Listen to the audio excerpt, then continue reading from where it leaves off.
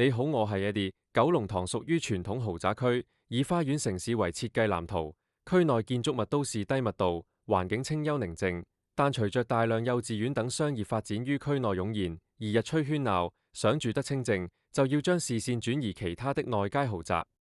南方花園位於秀竹園道6號，於1973年10月入伙。屋苑共有一座物業，合共提供36個單位。交通方面，由南方花園步行至宋皇臺港鐵站約6分鐘。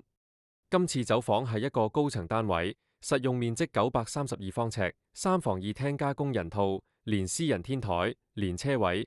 單位內籠全新裝修，客飯廳長形開側，有大窗，光線非常充足，廚房設備齊全寬闊，連結工人房。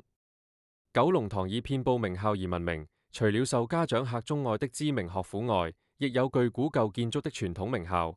包括坐落該區的瑪利諾修院學校，學校主流的中世紀道院或學院的佈局設計，滲透古雅氣息，並成為區內的地標。